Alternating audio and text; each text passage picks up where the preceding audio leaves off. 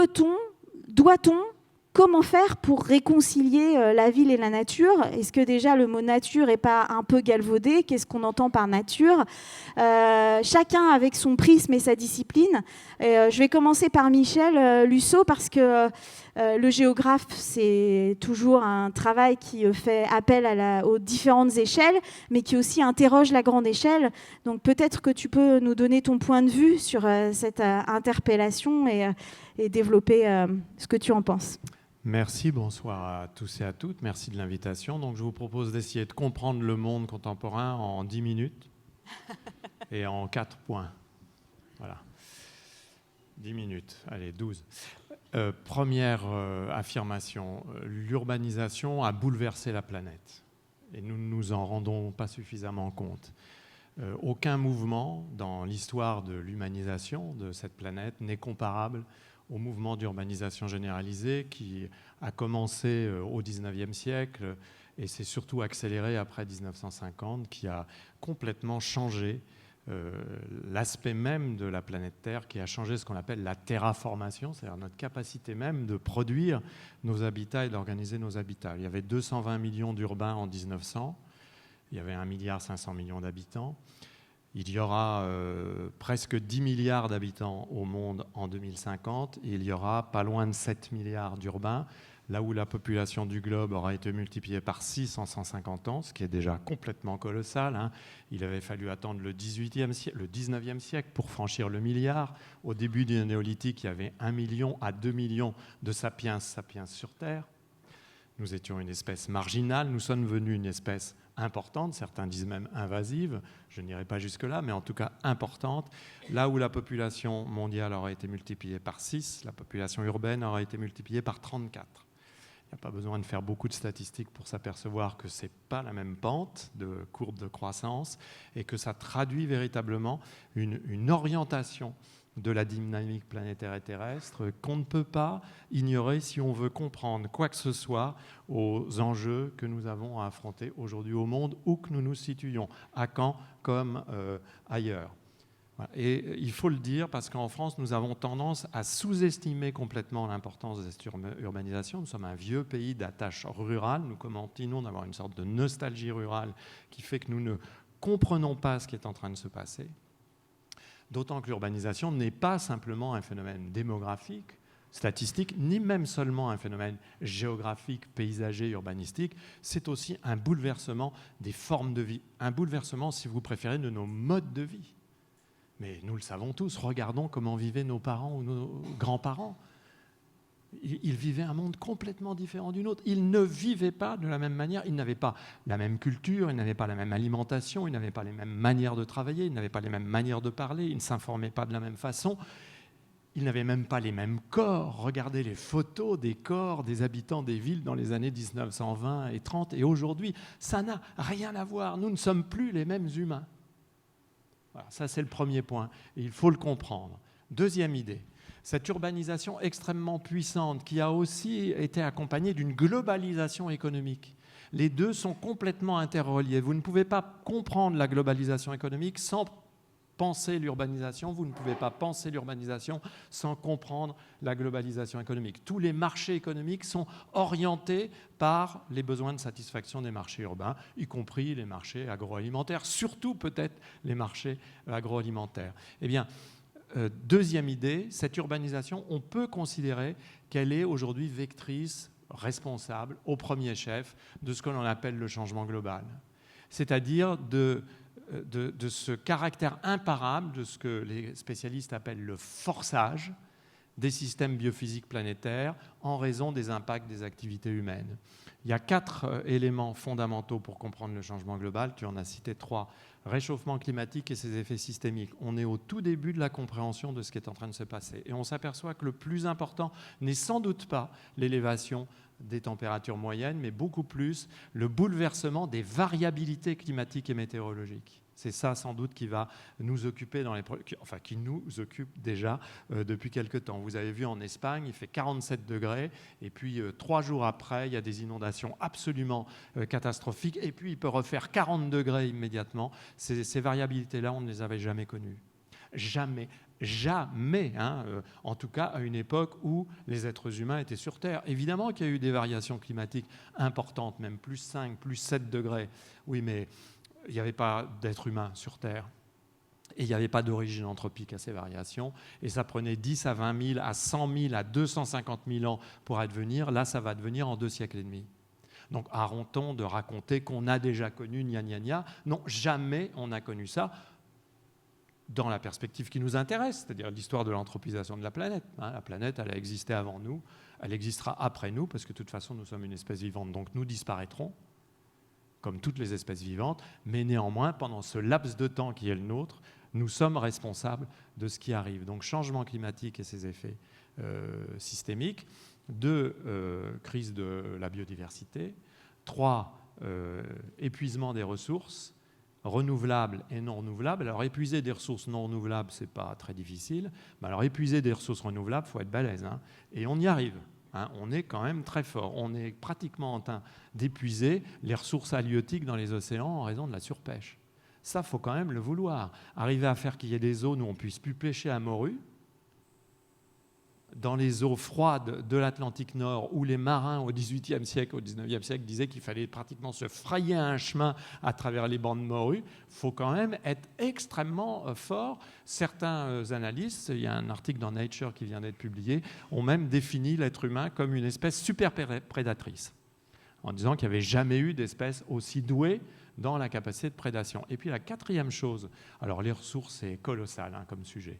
Vous le voyez d'ailleurs, regardez ce qui se passe à Mayotte en ce moment, hein, avec le stress en eau. Eh bien, ça préfigure ce qui peut arriver dans de très nombreuses parties du monde et ne nous croyons pas à l'abri. Hein. Nous aurions tort de nous croire à l'abri, y compris dans les zones de l'hémisphère nord tempéré.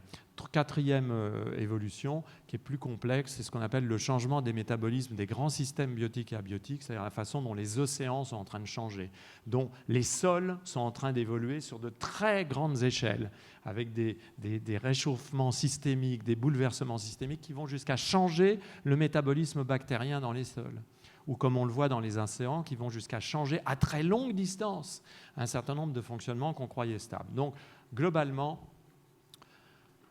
il y a le feu au lac, hein, comme on dit du côté de Genève. Hein, donc, il serait utile de s'occuper. 3e idée. Cela ne nous concernerait pas trop si ça ne provoquait pas quelque chose que nous avons aujourd'hui à affronter, qui est ce que j'appellerais une crise de l'habitabilité planétaire.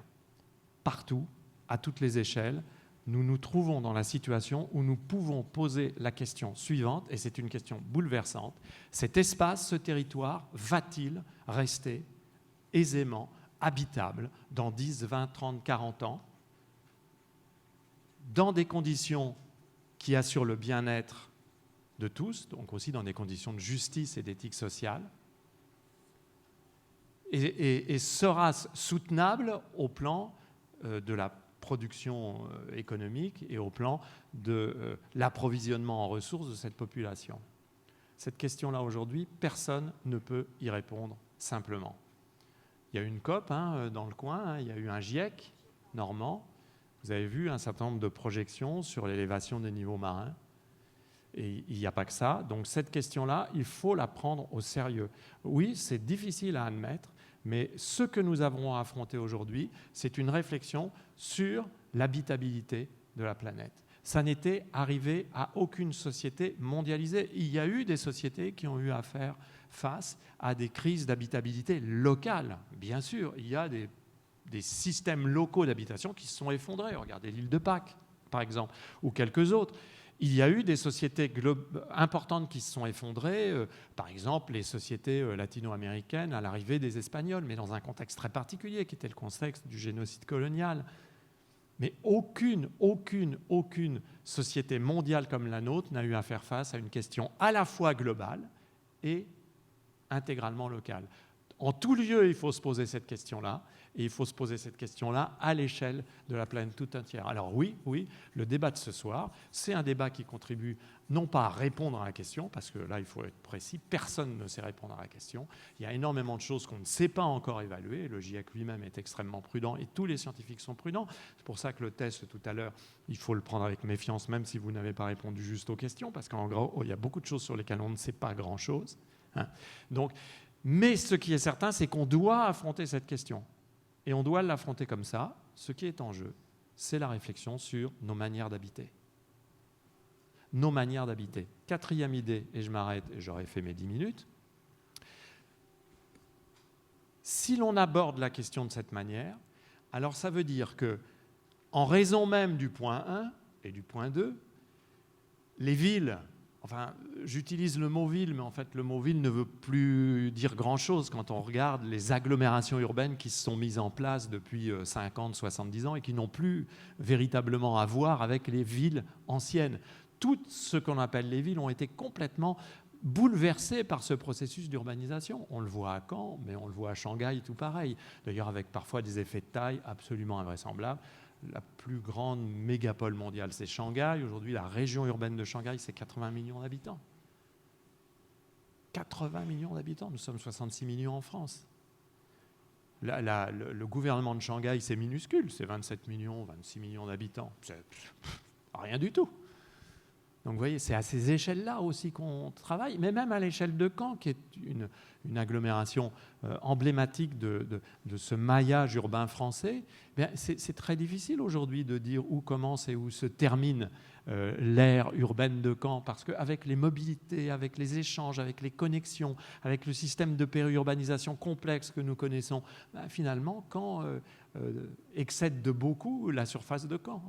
Caen s'est urbanisé tout autant que la campagne tout autour, a changé sa manière de s'organiser et de fonctionner. Et les élus, d'ailleurs, le savent bien, puisqu'ils ont à gérer ces changements. Donc, les organisations urbaines sont à la fois les lieux où on va pouvoir le plus observer cette crise de l'habitabilité et peut-être les lieux où on va pouvoir aussi expérimenter des modalités particulières d'invention de nouvelles manières d'habiter. Et dans ce cadre-là, eh bien oui, il faut se poser sérieusement la question de savoir comment on va refaire une place. Alors, moi, je n'aime pas trop le mot nature, mais je ne vous expliquerai pas pourquoi, parce que là, il nous faudrait 4 heures. Donc, il va falloir refaire une place aux non-humains. Les non-humains vivants, mais aussi d'ailleurs les non-vivants, parce que les ressources dont nous parlions tout à l'heure, c'est souvent des entités non-humaines, non-vivantes. La pierre, le sable, toutes les ressources qui sont au cœur des projets architecturaux, il faut peut-être aussi repenser notre relation au sable. Qu'est-ce qu'il dit ? Repenser notre relation au sable, par exemple en interrogeant l'utilisation du béton. Dans l'architecture, c'est repenser sa relation au sable. Le sable est avec l'eau, le deuxième produit planétaire le plus utilisé par l'homme. Donc voilà, c'est ça, repenser aux relations non-humaines.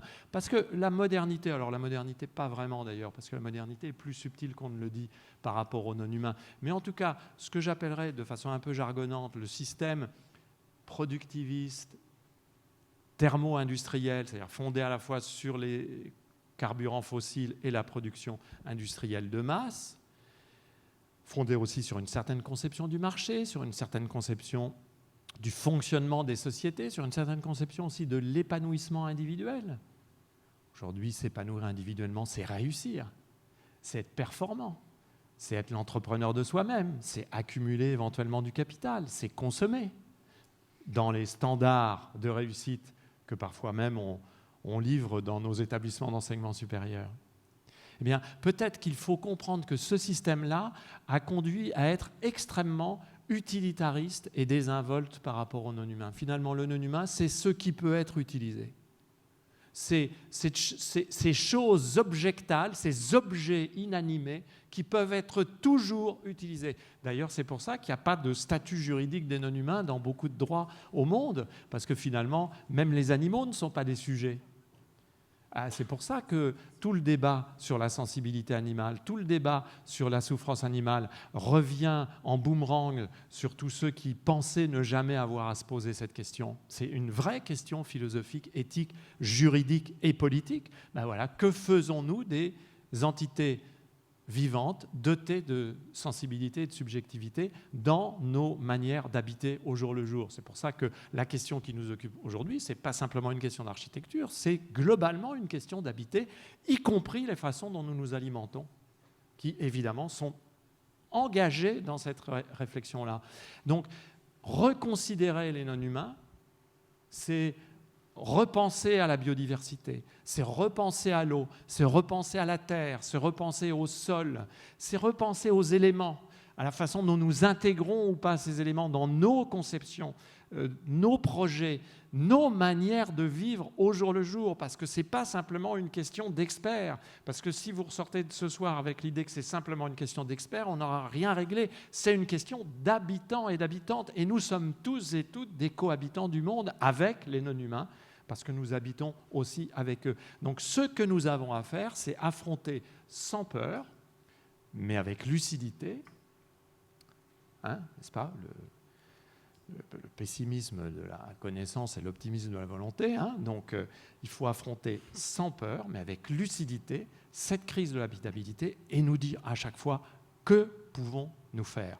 De ce point de vue-là, il n'y a pas de petits et de grands gestes, il n'y a que des gestes pertinents ou des gestes impertinents. Tout le monde aura à prendre sa part, sans doute le PDG de Total plus que moi. C'est mal parti, il est le seul à ne pas s'en rendre compte. Sans doute un certain nombre de gros opérateurs et de gros émetteurs plus que vous. Chacun avec sa responsabilité, les élus avec la leur, parce qu'on ne pourra pas faire ça sans le politique. Jamais, on ne pourra pas faire ça sans ce que j'appelle un réarmement de la puissance publique. Ça ne pourra pas se faire. Et donc il faut réfléchir aussi à la façon dont la puissance publique se réengage dans ce dossier, mais ça ne se fera pas sans les habitants et les habitantes. Ben voilà. Non mais c'est très bien, ça me permet de passer la parole pour... ça va être Olivier. Pour poursuivre, parce qu'on a parlé de cette crise de l'habitabilité et de ces espaces qui resteront ou pas habitables. Et moi, ce que je trouve très fort dans ce que tu dis, Michel, c'est le fait de considérer les éléments et peut-être de moins utiliser le mot ressources. Parce que finalement, à force de considérer tout comme une ressource, on parle d'exploitation et l'idée est peut-être de redonner l'équilibre et cette place. Et dans les métiers, puisqu'on est dans une biennale d'architecture, d'urbanisme, je dirais même de paysage, dans les métiers que nous avons, on a tous les jours notre place à prendre dans la construction des établissements humains, avec la difficulté justement de trouver l'équilibre et notre place. Et Olivier, Philippe, dans les travaux que vous faites à l'agence Terre, et peut-être aussi pour rebondir sur ce que vient de nous raconter Michel Lusseau, ce rapport au non-vivant et au vivant, le fait de considérer le vivant, comment est-ce qu'on peut l'appréhender en tant que paysagiste et comment est-ce que quelle philosophie on peut mettre derrière ces mots-là pour avancer? Alors, difficile de rebondir après Michel Lusseau. Qui a quand même ceci de particulier de dire des choses dramatiques avec un grand sourire, donc c'est quand même assez compliqué. Voilà. Je voudrais revenir sur la question philosophique, finalement, faire un crochet. C'est beaucoup une expérience personnelle, ça, parce que finalement, quand on regarde, je pense qu'aucun d'entre vous ne peut affirmer qu'à un moment donné, on lui expliquait qu'il avait le choix de plusieurs modèles et qu'on pouvait avoir un autre modèle que celui qui est en cours, avec un impérialisme absolu sur la question de la nature. Voilà. Et donc, pour ma part, c'est effectivement, pendant très longtemps, c'est une anecdote que je raconte fréquemment, on a eu pendant très longtemps une agence en Guyane.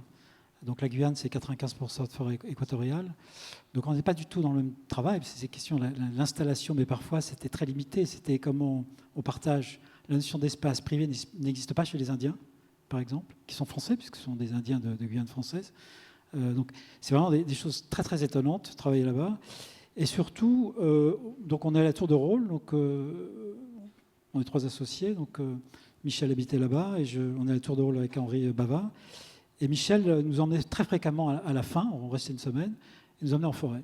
Donc on prenait un pirogue, un moteur, on quittait le PK21, point kilométrique 21, où il y avait les pirogues des légionnaires qui allaient pourchasser les orpailleurs qui avaient la fâcheuse tendance à jeter de l'arsenic dans le fleuve. Et on montait 15-20 km, quelques heures, on se retrouvait dans la forêt. Et j'ai un souvenir très précis et qui m'a beaucoup marqué d'un week-end, comme ça, où j'étais resté. Le lendemain soir, on est reparti. Et la nuit, il y avait les singes hurleurs. Donc les singes hurleurs, des centaines de singes au-dessus, vous ne les voyez pas en pleine nuit. Vous ne voyez rien d'ailleurs, parce que la canopée est très très dense, donc on ne voit pas le ciel. Assez loin. Et puis tout d'un coup, d'autres qui étaient juste au-dessus de nous, probablement au-dessus de nous, ont répondu. Des centaines de singes comme ça remplit l'espace. Et là, on a conscience finalement qu'ils sont dans une complète liberté. Ils sont chez eux et rien ne vient interférer. On n'interfère pas du tout. Et je prends l'avion, ça ne compte pas, on dort mal. Et le lendemain matin, j'avais rendez-vous le lundi pour le premier concours du Zoo de Vincennes qui était en 1990, qui a été annulé. Voilà. Et je me retrouve, donc c'était en automne, il pleuvait, il faisait froid, je n'étais même pas très couvert. Et avant d'entrer dans la salle qui était, je crois, dans le grand rocher du zoo, face à des singes qui étaient dans une cage, qui grelottaient de froid, qui avaient un air mais d'une épouvantable tristesse. Et puis surtout, ils étaient dans cette cage. Tout d'un coup, c'est un raccourci saisissant d'une inversion, finalement, où je me retrouvais dans un espace de liberté extrême pour ce vivant, qui est non humain, et en l'occurrence les singes. Et j'avais en face de moi des singes dont l'espace était réduit. Donc, c'était c'est pas la même espèce de singe, mais étaient restés comme des singes, et réduit à la portion congrue, était mis en cage, littéralement. Donc, et pour moi, cette anecdote est importante parce que j'ai pris conscience à ce moment-là. Et c'est arrivé en même temps que Michel Serres a écrit Le contrat naturel en 90, donc c'est la même année, donc je ne l'ai pas lu cette même année, mais où il évoquait cette question effectivement du droit, d'octroyer un droit, de considérer la nature comme un sujet de droit, donc octroyer une dignité juridique finalement à la nature, qui est quelque chose de complètement neuf. Donc c'est à peu près ces années-là, peut-être d'autres ont écrit là-dessus probablement, mais on voit bien que c'était il y a déjà plus de 30 ans et le peu de chemin que ça a fait. Et je pense que cette question perdure, c'est-à-dire qu'il y a eu quelques avancées un peu plus tôt d'ailleurs, puisque alors j'ai découvert ça aussi un peu plus tardivement, mais c'est le président Johnson a signé ça s'appelle Wilderness Act en 1964, où finalement il retirait du territoire américain toute présence humaine. C'était peu, c'était 0,5% du territoire, aujourd'hui c'est 5%, donc c'est toujours critiquable parce que c'est une notion de réserve finalement, hein, donc ils étaient assez bons en réserve les Américains, donc ils avaient de l'entraînement, et qui définit finalement ce qu'est la nature. Hein. Le wilderness, la naturalité, c'est l'état naturel, c'est un lieu où la terre et sa communauté de vie ne sont pas entravées par l'homme, où l'homme lui-même n'est qu'un visiteur de passage. Donc, cette question est importante, parce que, ce qui ne veut pas dire qu'il faut tout arrêter, tout recommencer, etc. Mais finalement, on n'a jamais été, ni les uns ni les autres, dans cette situation de se pencher sur cette question, au travers de notre propre histoire, de notre enfance, de nos études. On n'a jamais été finalement dans cette situation. Alors évidemment, c'est lié, mais c'est très éloigné de l'autre question qui est comment on opère dans la transition, la question du changement climatique. Et là, finalement, alors bon, on a beaucoup parlé on a déstabilisé la biosphère, ça a été dit.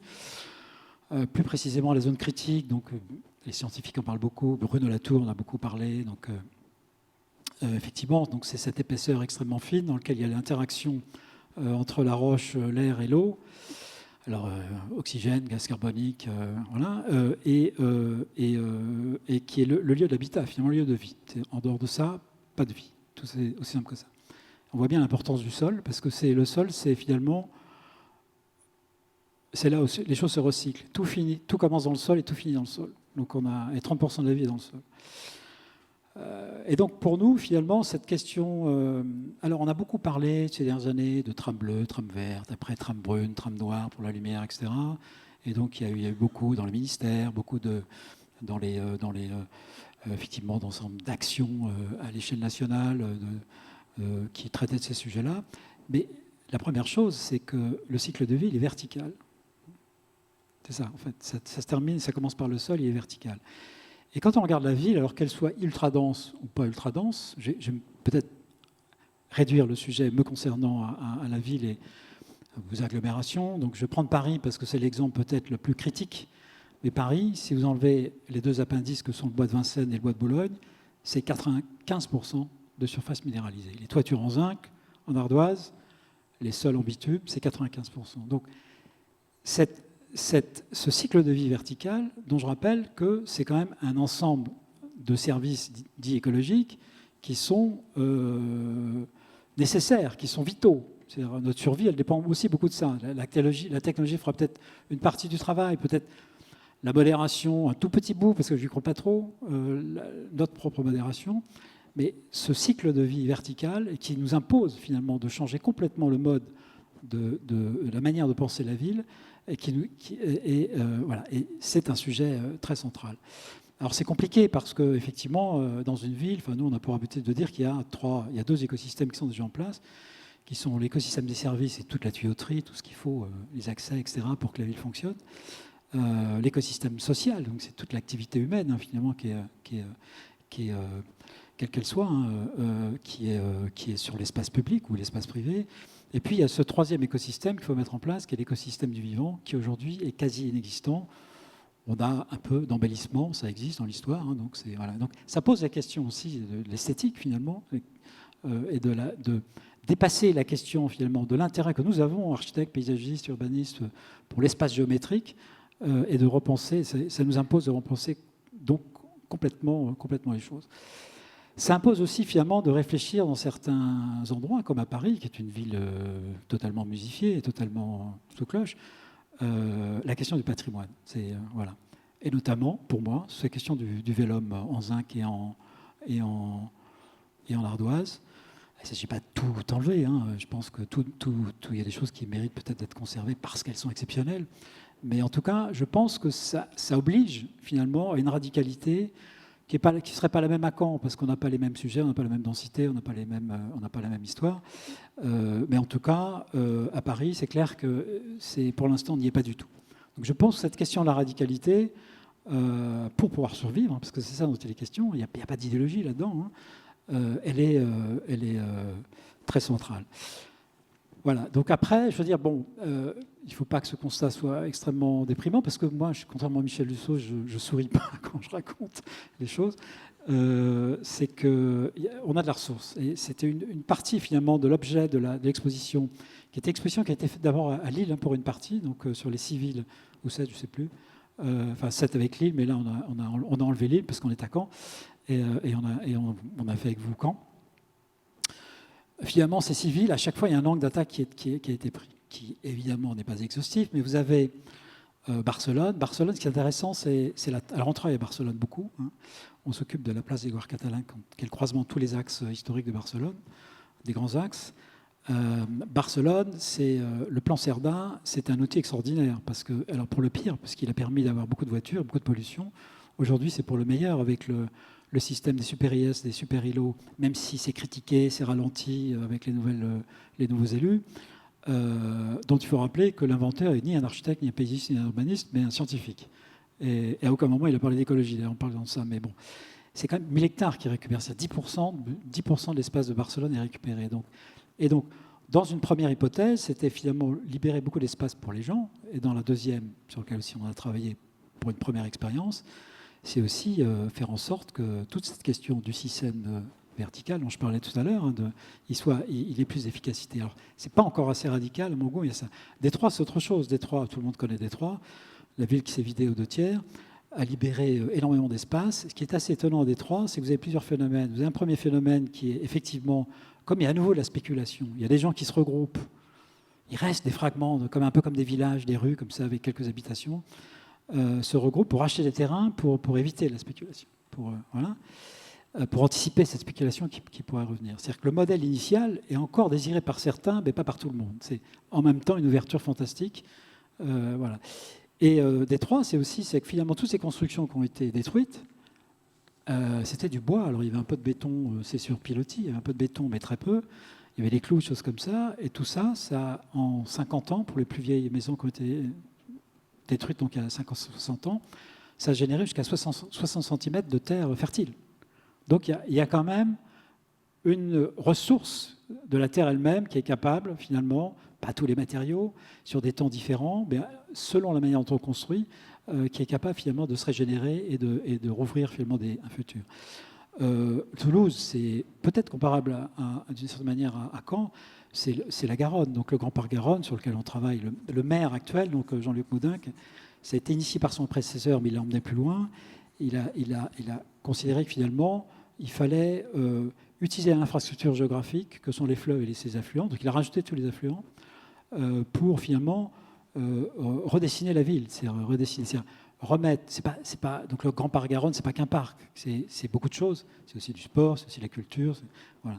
Et donc, on voit bien que, je ne vais pas toutes les citer parce que je pense que j'ai dépassé les 10 minutes là, mais voilà. Donc, si vous voulez, il y a des ressources pour effectivement repenser la ville. Et je pense que voilà, on n'est pas complètement démunis. Hein. Alors c'est vrai que, on verra tout à l'heure les cartographies de Genève, parce qu'on travaille beaucoup à Genève, 2050-2070, ça fait peur. Donc c'est pour ça que cette question de la ressource est importante. Et on peut voir qu'effectivement le vivant, dans toute sa complexité et son interaction finalement avec le sol et l'air, est capable quand même de rendre beaucoup de services encore maintenant. Merci, merci Olivier. C'est vrai que tout à l'heure, vous disiez l'homme n'est qu'un visiteur de passage.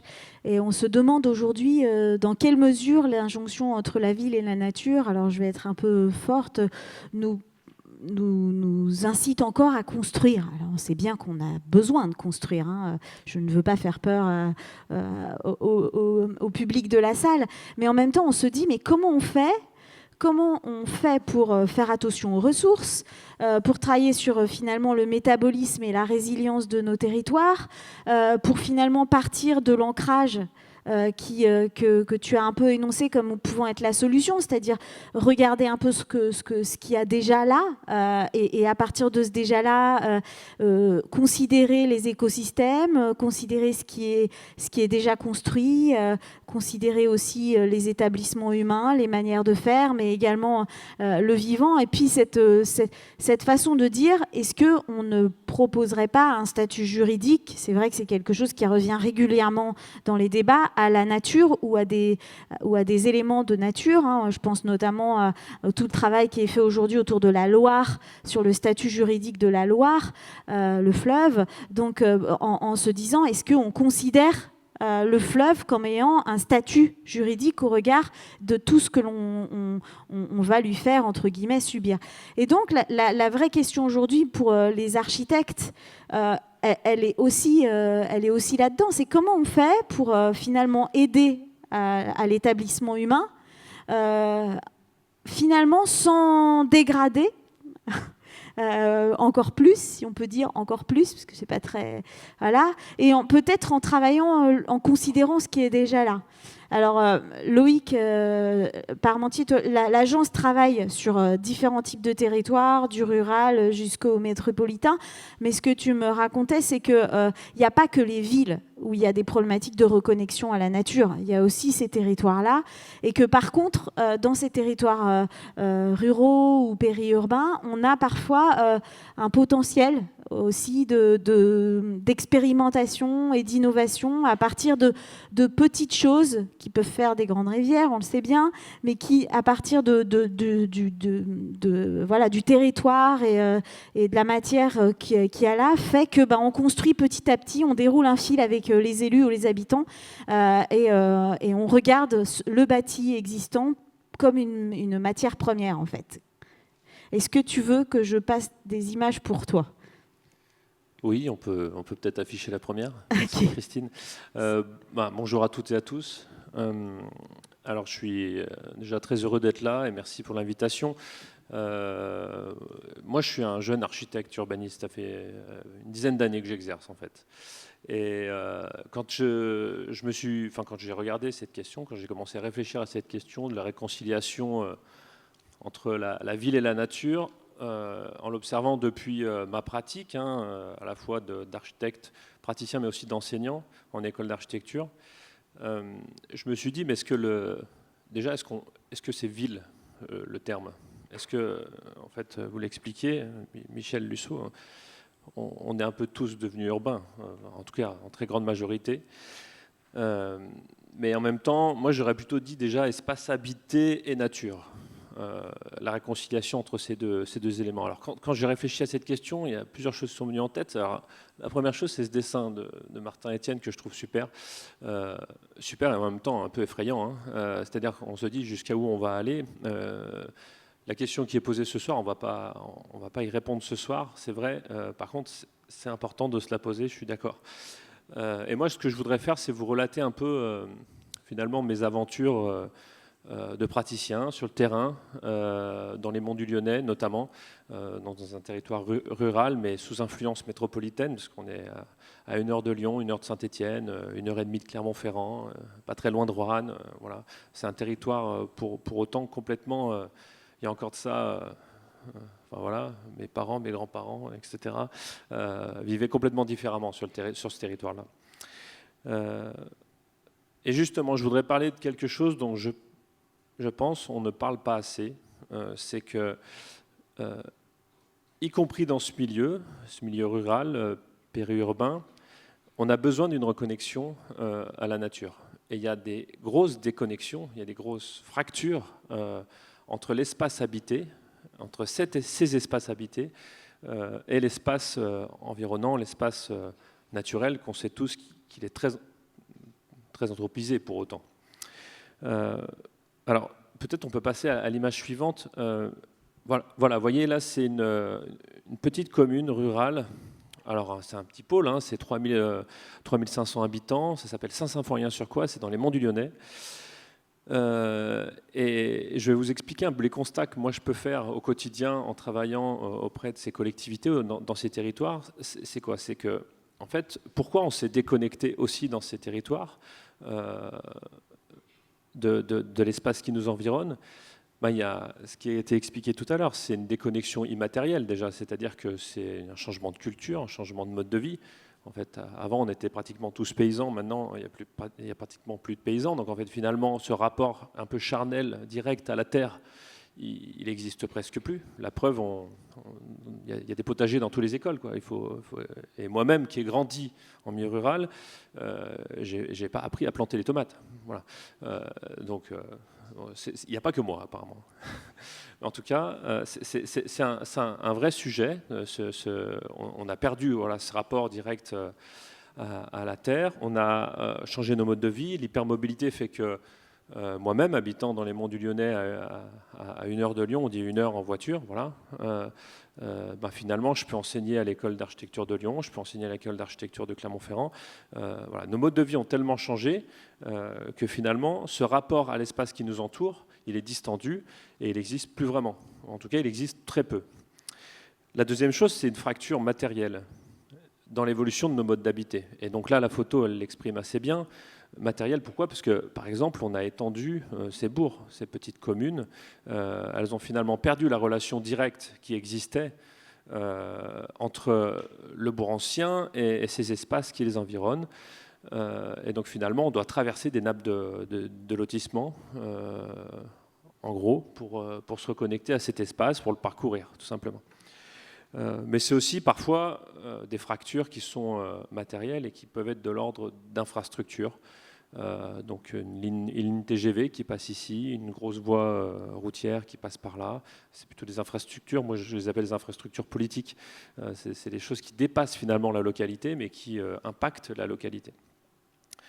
Voilà, donc on peut peut-être passer à la diapo suivante. Là, vous avez une autre commune, donc c'est 2 cartes.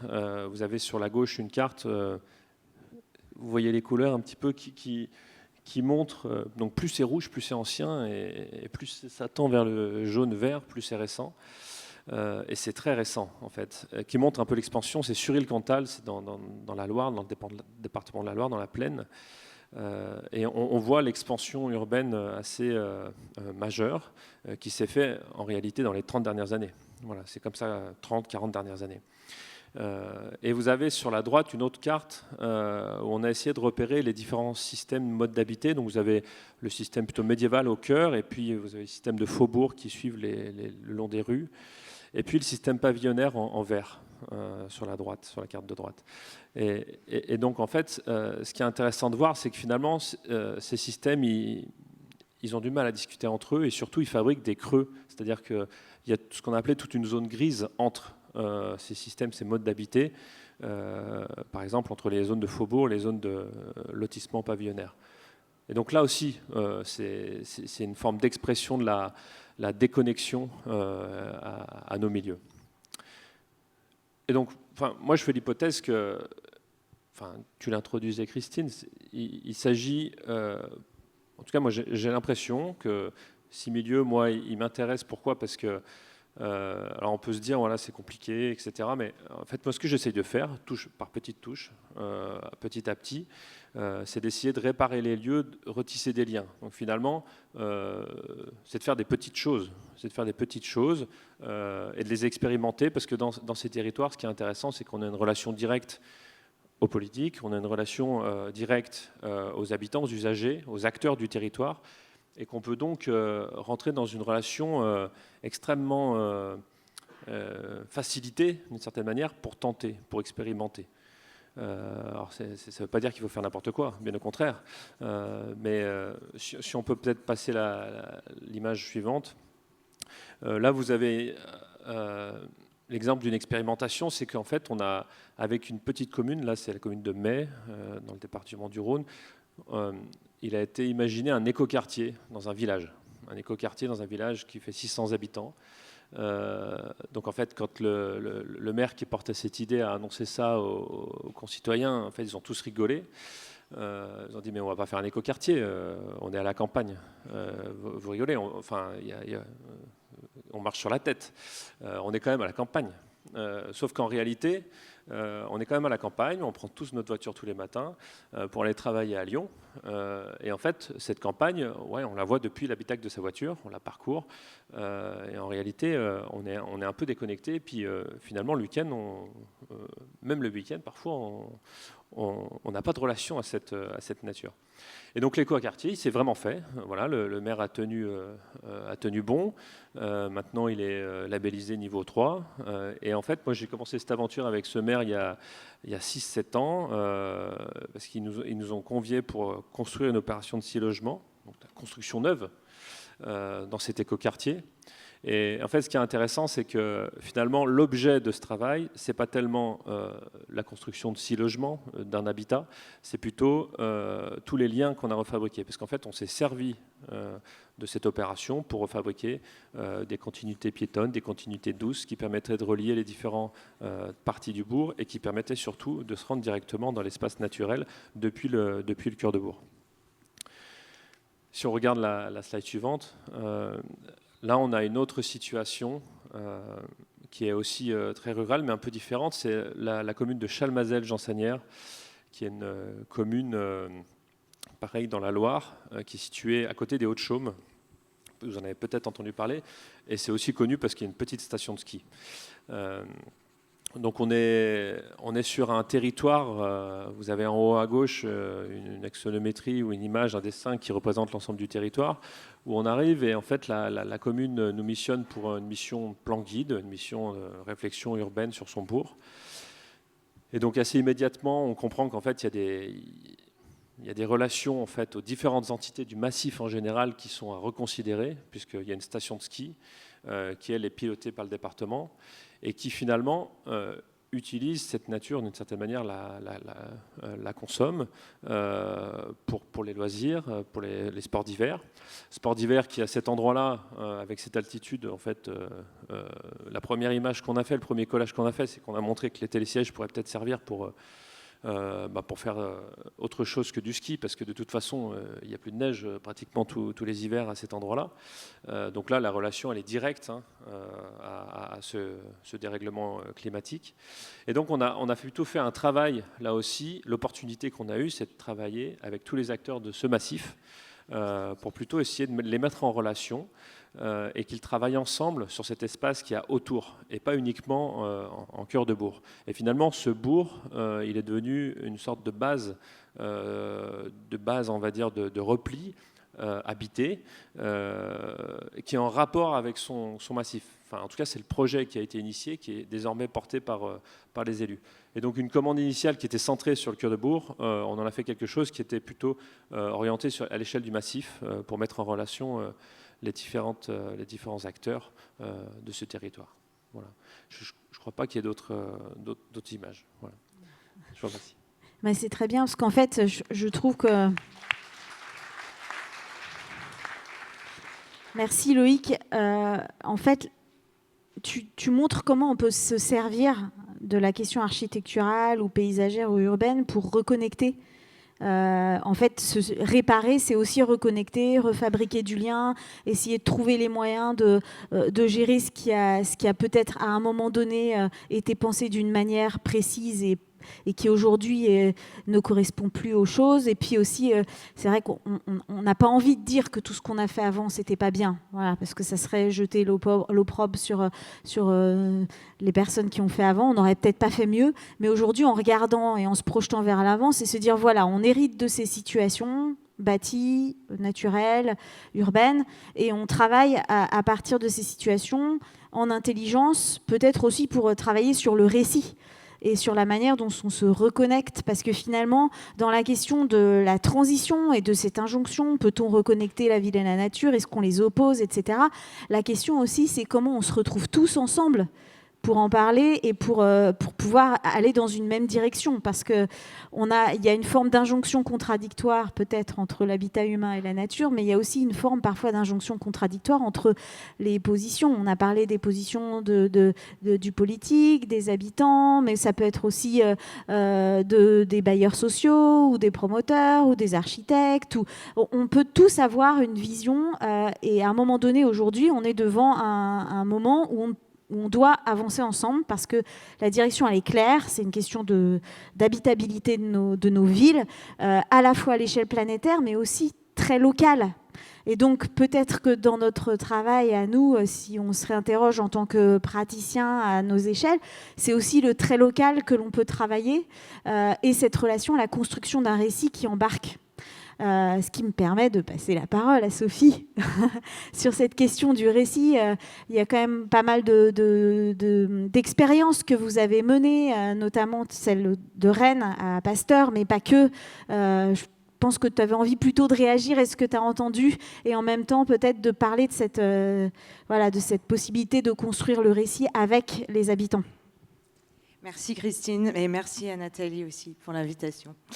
Alors, je trouve que l'ordre est parfait. C'est vachement bien déjà. Moi, je vais parler effectivement essentiellement de la petite échelle. Très vite dire donc moi, je suis architecte, mais effectivement, je me positionne plus du côté de la maîtrise d'ouvrage aujourd'hui, ou en tout cas de l'accompagnement de la maîtrise d'ouvrage et de la rédaction de la commande, parce que tout l'enjeu, il est bien là. Malheureusement, l'architecte aujourd'hui, c'est quand même le dernier maillon de la chaîne de la fabrique d'un territoire. On oublie, il a très peu de marge de manœuvre dans la conception, et quand on parle d'habitabilité et de la diversité de l'habitabilité de nos territoires aujourd'hui et du déjà là, et qu'il va falloir réparer peut-être ce trop-plein dont on hérite, et bien il va falloir mettre de la conception et de l'ingénierie bien en amont d'avoir trouvé les sous pour justement mettre le sou là où il faut, et parce qu'on va savoir petit à petit transformer les patrimoines dont on hérite, les friches dont on hérite, etc. etc. Donc la conception, elle doit arriver en amont. Déjà, ça change tout. Ça veut dire qu'il faut qu'on change, nous, de paradigme et de façon de faire. Ça, c'est de méthode. Ça, c'est fondamental. Mais de la même manière, mais ça, j'y reviendrai tout à l'heure, que quand tu parles de récit commun, évidemment, aujourd'hui, dans ces grands enjeux, comment on va pouvoir y répondre? Moi, ma ressource, c'était Bruno Latour, mais pas sur les questions avant, qui nomme la question de l'ère de l'Anthropocène. Il a écrit ce manifeste compositionniste qui s'appelle « Il n'y a pas de monde commun », où il dit qu'il n'y a pas d'univers, il y a un plurivers, et le monde, il va falloir le composer. Et moi, ce qui m'intéresse, c'est de composer avec, et ça rejoint ce que disait Loïc aussi, c'est qu'à un moment donné, quand on s'attaque à la petite échelle, eh ben, on s'attaque au dur du sujet, c'est-à-dire à essayer de révéler ce qui existe déjà et de lui donner effectivement un potentiel pour subvenir à nos besoins et à notre humanité. Effectivement, on est dans un territoire très disparate et aujourd'hui peut-être qu'on se rend compte que les dispositifs de politique publique uniformisés et généralistes qui ont été comme ça pendant très longtemps, des grandes politiques d'aménagement, on les subit aujourd'hui malheureusement et elles ont généré aussi de graves crises sociales, pas que écologiques mais sociales, mais les deux vont avec. Donc je remets le mot social au milieu parce que je pense que c'est important de dire qu'on a dissocié aussi souvent nature, culture. Il faut le réassocier aujourd'hui pour prendre le taureau par les cornes. C'est-à-dire qu'on ne peut pas parler juste d'écologie, d'environnement d'un côté, mais plus s'intéresser à l'homme. Donc l'homme, on doit le remettre au cœur du système. C'est-à-dire que je suis d'accord pour qu'on dise on remet la nature, mais si on ne s'intéresse pas à l'homme, l'homme ne s'intéressera pas lui-même à la nature.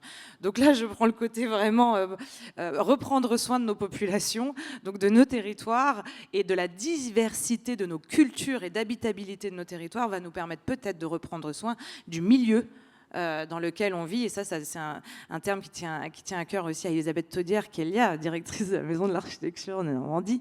Mais c'est intéressant qu'on soit tous ensemble là et qu'on se complète sur ces sujets-là parce que effectivement, il n'y a pas une expertise derrière tout ça. On a bien souvent expertisé les métiers de la fabrique ou l'aménagement de nos territoires. Et là, on sent bien qu'aujourd'hui, que si on veut parler du zéro artificialisation nette, du recul du trait de côte, du rapatriement des populations dans les terres, ça ne se fera pas sans les populations.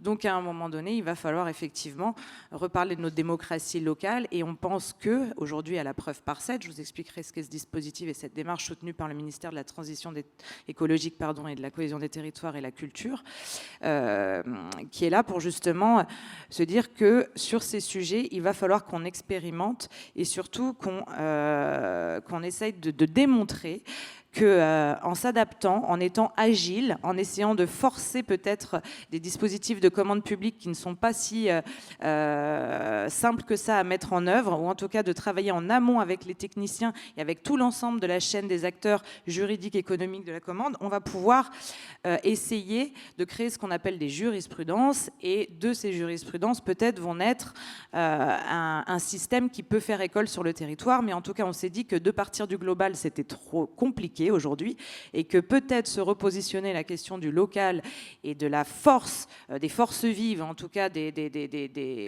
à la fois des personnes et du contexte qu'on pourrait mettre en situation d'être nouvellement habité, on allait pouvoir peut-être essayer d'étoffer une stratégie d'aménagement à d'autres échelles, mais en partant de la petite. J'ai perdu un peu le fil de ce que je voulais dire par rapport, mais c'est pas grave. Donc l'expérimentation, pour nous, c'est effectivement le sujet clé pour essayer. On n'arrivera plus aujourd'hui, voilà. En plus, on a des politiques publiques malheureusement qui se mettent en œuvre en silo. Mais ça, je pense que les élus le voient très bien. Hein. Et là, on le voit. Par exemple, on a un nouveau dispositif qui vient d'être mis au jour par l'État, qui concerne justement les entrées de ville et cette fameuse frange moche. Vous en avez tous entendu parler aujourd'hui. C'est terrible d'ailleurs de dire ça, je trouve. C'est très malheureux. À côté de ça, on a eu des dispositifs comme Action Cœur de Ville, Petite Ville de demain, etc. C'est-à-dire qu'on ne se pose pas la question, et tu l'as très très bien dit tout à l'heure, vous parliez du bourg et du centre, et finalement vous avez déplacé le sujet en étant sur le terrain même du sujet. C'est ça qui compte, c'est qu'à un moment donné, il faut reposer l'ingénierie en amont sur les territoires. Et là, je pense qu'on a un manque, c'est le temps long, la confiance. Tout à l'heure, tu as redonné les mots-clés, et je pense que la confiance est fondamentale, de travailler avec nos élus, et que l'architecte ne soit plus justement une personne qui intervienne en bout de chaîne, mais soit en capacité, parce que c'est un gros mot au début de dire on est AMO, on accompagne la maîtrise d'ouvrage, on accompagne la rédaction de la commande. Moi je crois qu'au contraire que c'est la plus belle c'est là où on doit se positionner aujourd'hui en tant que concepteur. Et les petites communes manquent d'ingénierie et bien souvent, parfois, ont trop de techniciens et la technicité va tuer le cadre du conception ou du projet qui pourrait advenir si on laissait faire, si on prenait le temps de tester sur le temps long.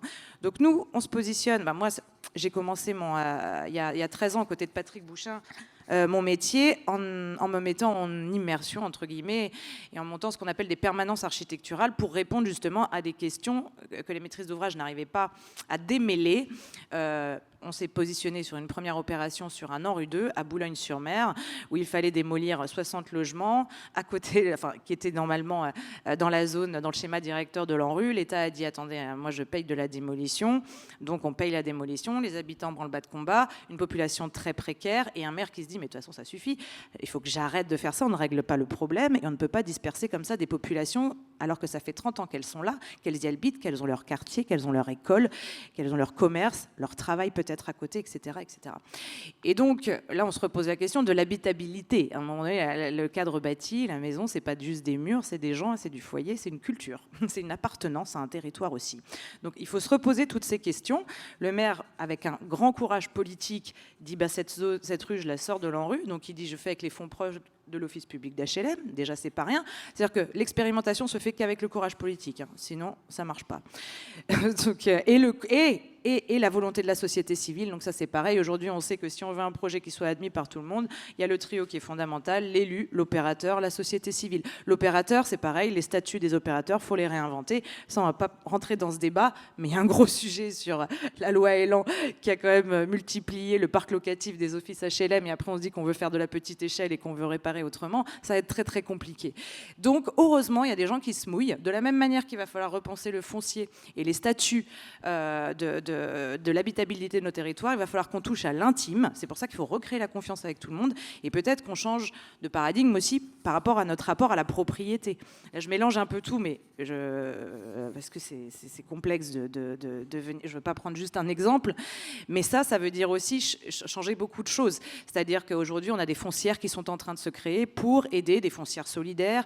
On met en place ce qu'on appelle des statuts type bail réel solidaire pour essayer d'avoir accès à la propriété, pour composer avec un foncier, éviter la petite maison, le petit jardin, la petite voiture, tout ça. Donc c'est toute cette chaîne qu'il faut repenser. Ça va être très long, ça va être très complexe, mais pour ce faire, il faut absolument que nous-mêmes, dans nos métiers, on se repolitise au sens noble du terme, pas au sens militant et partisan, mais au sens où on se réengage dans la fabrique de la cité. Et effectivement, pour nous, c'est un formidable levier, le fait de réparer les territoires pour refaire société, puisqu'on va faire en sorte que la population puisse à un moment donné expérimenter sur l'endroit même, enfin à l'endroit même où elle habite, et peut-être faire, par ce qu'on appelle des programmations ouvertes et des études de faisabilité en acte, faire advenir le projet sur le terrain même du projet et pas sur plan ex nihilo avec un bureau d'études parisien qui vient une semaine et qui rend son étude au maire, et le maire ne sait pas comment la mettre en œuvre derrière. Donc ça, il faut qu'on arrête. Le problème, c'est pas l'argent. L'argent, il a toujours été là dans la commande publique. Le problème, c'est qu'on a segmenté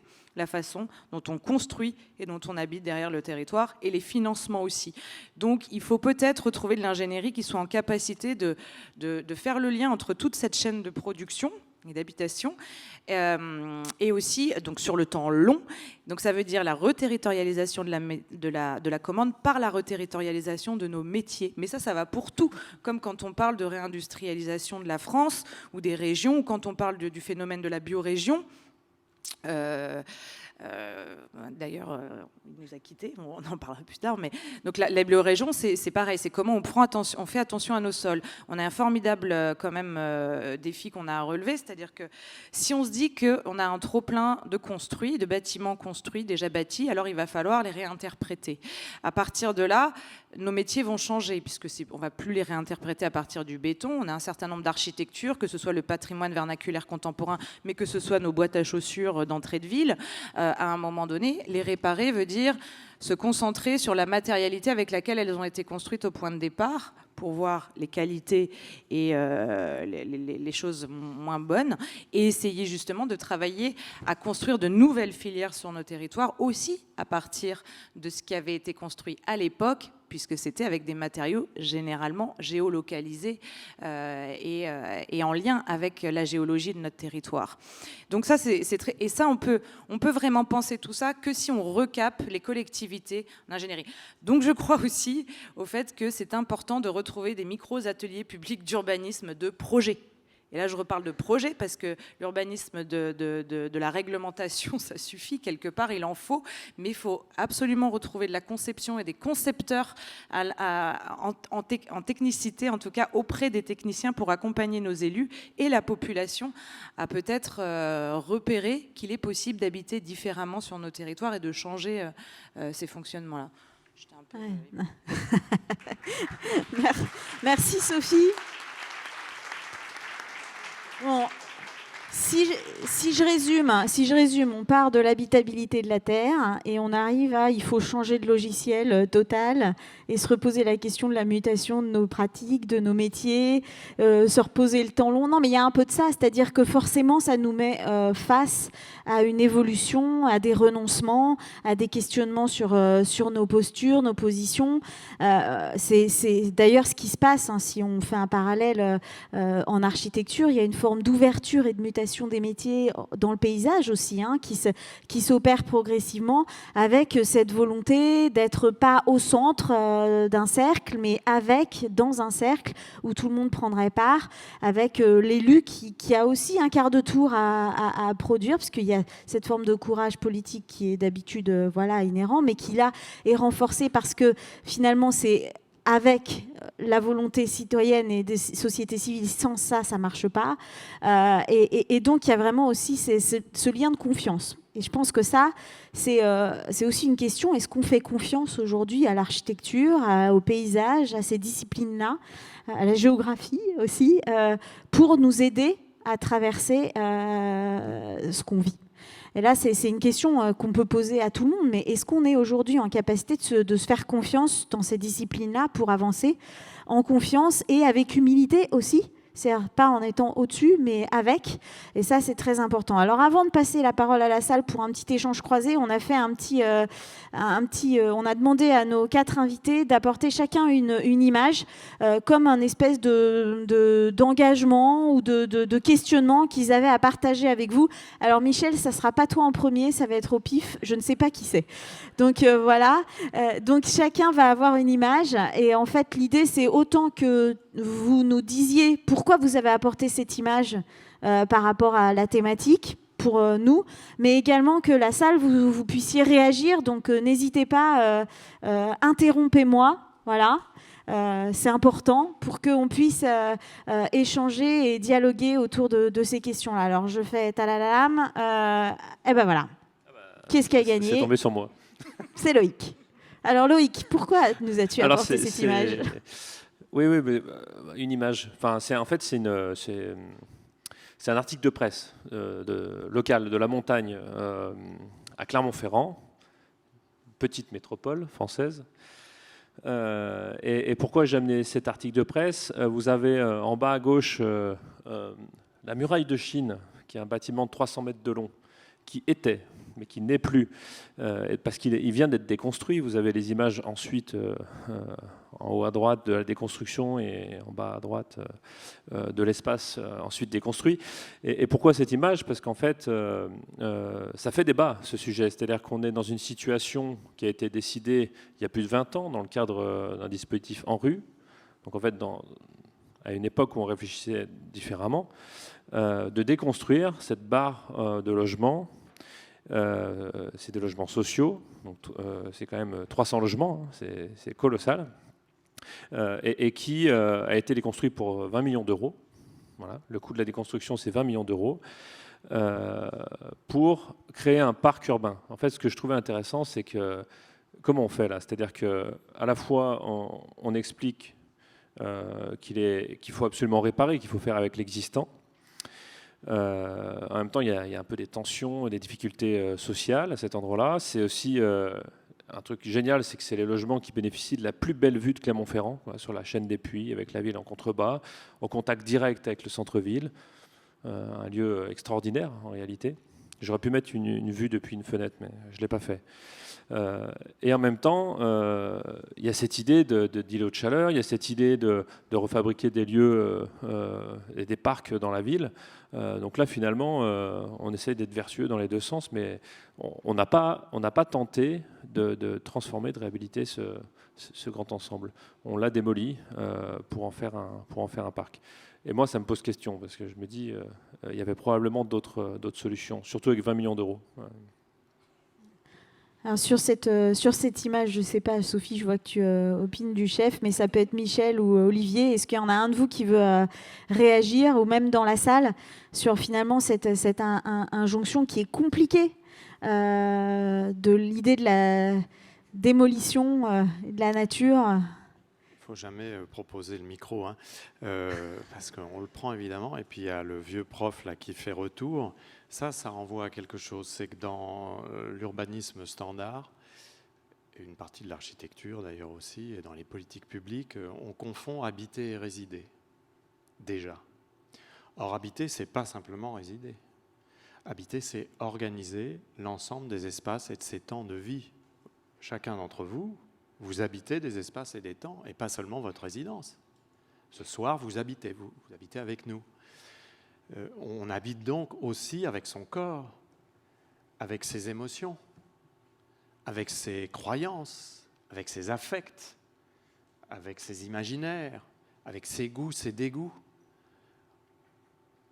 Et parmi tout cela, ces affects et ces imaginaires, il y a tout ce que nous entretenons comme imaginaire avec le vivant, avec les matières. Tenez, il y a un film dont on parle beaucoup là, qui sort ces jours-ci, Le règne animal, où un père voit son fils se transformer en animal suite à une épidémie.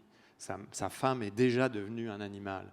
C'est un film très étrange, dans lequel, en fait, on interroge justement notre relation affective à l'animalité ou à la végétalité. Il y a des gens qui embrassent les arbres, ça peut nous faire marrer, mais en même temps, quand vous rencontrez certains agriculteurs qui vous disent qu'ils sont attachés à leur production, qu'ils sont attachés à leurs bêtes, qu'ils sont attachés à leurs céréales, ou à leurs arbres, ou à leurs vergers. Donc on habite aussi avec ça. Et puis troisième point, on n'habite jamais tout seul, on cohabite toujours avec d'autres, à l'échelle d'un groupe, là les 300, et puis tous les autres qui les entourent, à l'échelle d'une société tout entière, la société française, à l'échelle de la planète en tant qu'espèce. C'est ça qu'il faut rentrer dans notre logiciel système, si tant est que la métaphore soit juste. C'est ça qu'il faut entrer dans nos pensées quand on va, par exemple, s'occuper de ça.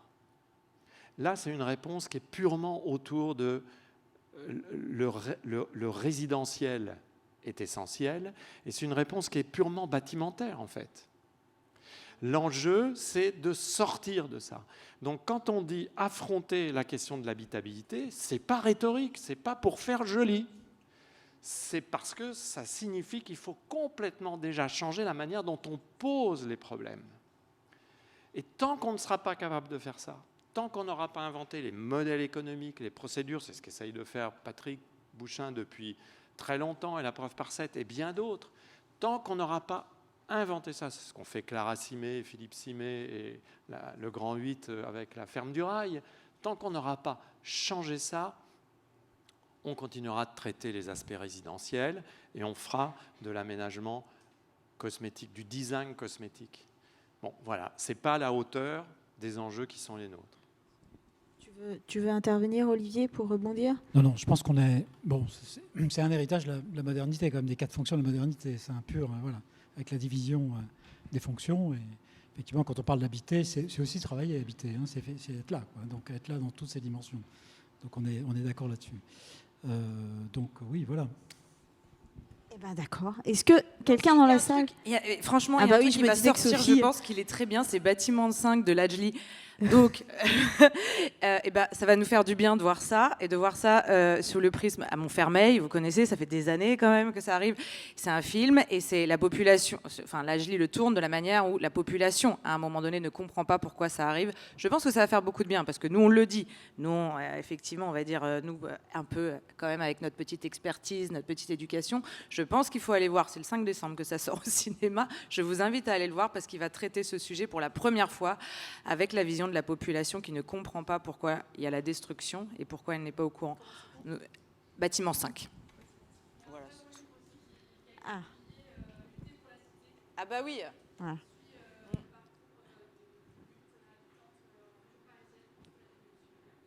Lutter pour la cité. Mais dis quelle est l'association qui l'a fait. Voilà. Alors, je vois que ça commence à remuer dans la salle. Vous vouliez parler un peu plus, mademoiselle, ou non ? On va passer à la photo suivante, mais il ne faut pas hésiter à parler, hein, parce que la problématique sur la question des démolitions, tu l'as dit, Michel, c'est aussi la problématique liée au mode de financement. actuelle. Parce que là, on est finalement pour construire un parc, mais la plupart du temps, c'est quand même dans des processus en rue, avec un modèle économique qui est particulier, mais qui commence à être questionné. Sauf que le problème, c'est qu'on le re-questionne sans mettre derrière la question du récit d'habiter plus fortement. Et ce qui est compliqué quand on travaille en proximité des territoires sur ces questions-là, c'est de voir l'attitude des enfants ou des habitants qui ont vécu là pendant des années et qui voient finalement là où ils ont vécu se faire déconstruire ou démolir avec une notion d'incompréhension parfois. Alors évidemment, parfois c'est des endroits qu'il faut entretenir, qu'il faudrait réhabiliter, réparer énormément. On sait qu'il y a des problématiques de coûts financiers, mais en même temps, on sait qu'aujourd'hui, une démolition, reconstruction, c'est 70 fois plus de matériaux utilisés, 5 fois plus d'émissions de gaz à effet de serre en moyenne. Donc, on commence à avoir des chiffres qui nous montrent à quel point on a un besoin de considérer. Et puis, le coût des matériaux augmente terriblement, pourrait continuer à augmenter. Et donc, finalement, ce qui est déjà là, prégnant, va enfin avoir une valeur. Alors, la deuxième photo, bingo, Michel, c'est toi. Oui, bon, là, on change de lieu, on change complètement, on part rester des heures. C'est Mumbai. Nous sommes en Inde.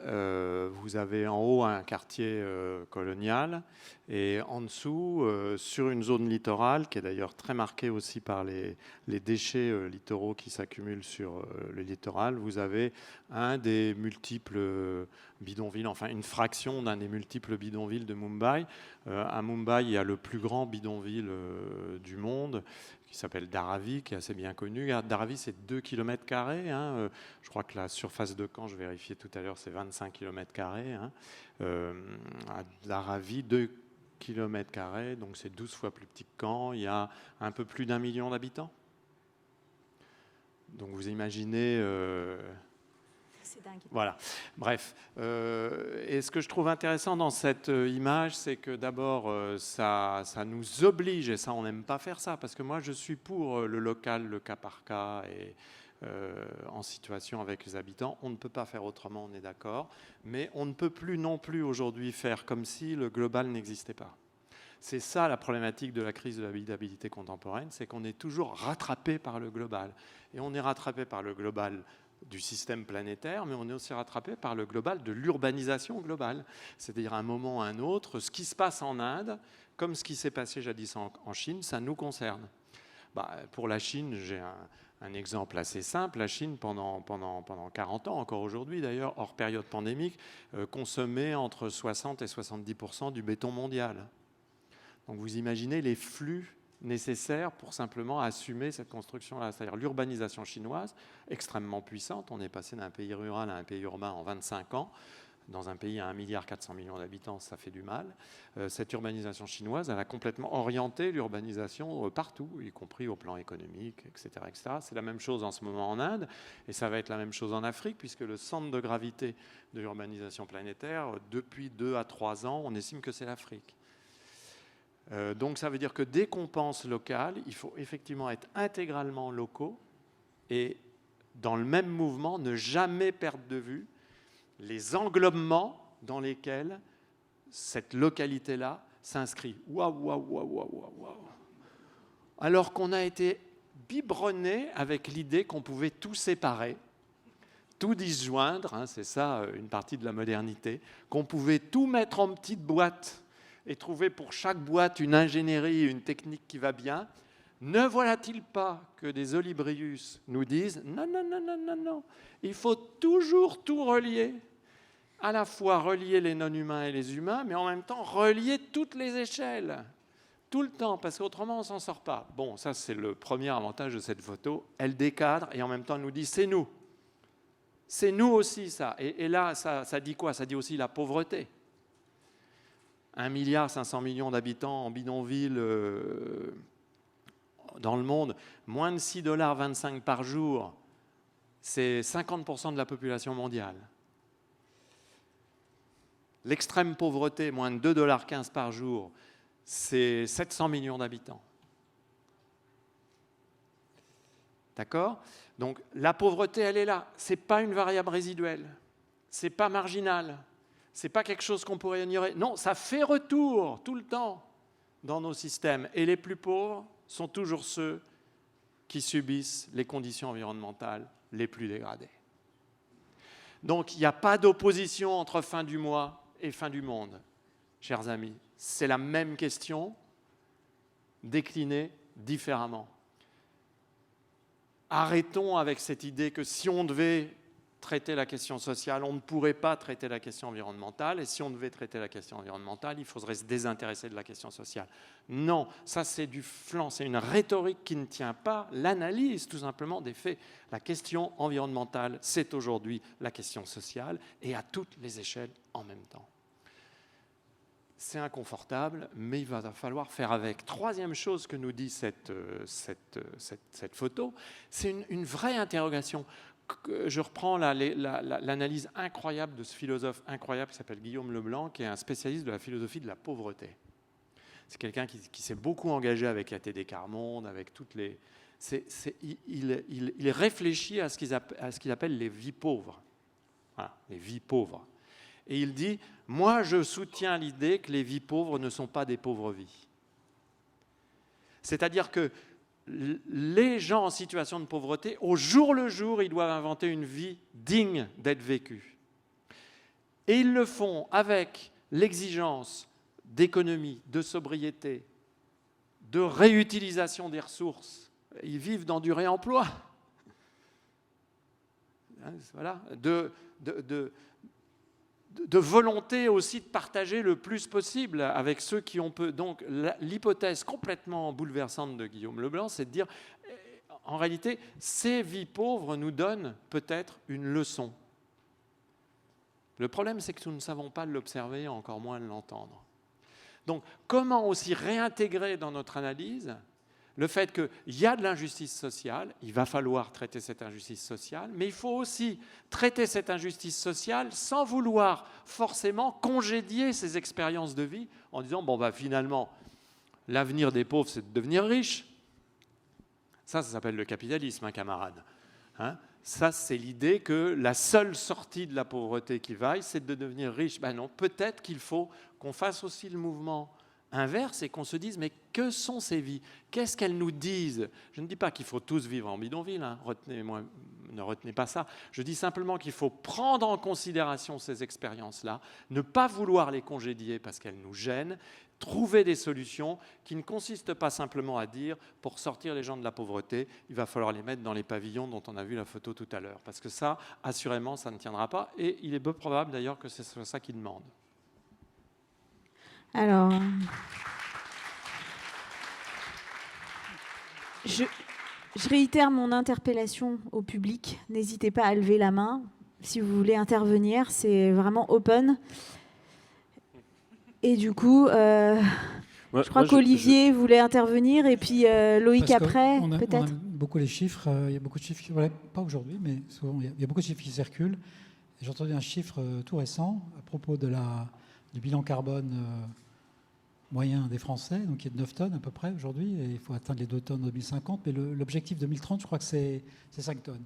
Et il se trouve que le chiffre, c'est que les 50% les plus pauvres, ils sont déjà dans les 5 tonnes. Donc en fait, c'est pas à eux de faire l'effort, en fait, aujourd'hui, c'est à nous de faire l'effort. Loïc. Non, moi, ça me faisait penser à une expérience que j'ai vécue en Guyane sur une opération d'intérêt national, une OIN. Voilà, on est intervenu à Saint-Laurent-du-Maroni, à l'ouest de la Guyane française. Et donc, on est arrivé dans une situation un peu comme celle-ci. Enfin, pas aussi caricaturale, hein. Et en fait, on s'est intéressé à la manière dont se construisait cet habitat spontané et dont s'organisait globalement cet habitat. Et enfin, moi, ce que j'ai retenu et qui est assez étonnant, c'est que finalement, je suis complètement d'accord avec ce qui a été dit, c'est que les solutions étaient là. C'est-à-dire qu'on avait des personnes qui utilisaient les ressources locales parce qu'ils n'avaient pas le choix. Il y en a certains qui moulaient leurs parpaings eux-mêmes pour construire leur bâti. En fait, ils inventaient tout, quoi. Ils inventaient tout pour vivre ici avec le moins de choses possible. Et nous, quand on arrivait là-bas, on devait essayer de trouver des solutions pour faire sobre. Et donc, en fait, on a regardé ce qu'ils faisaient, finalement.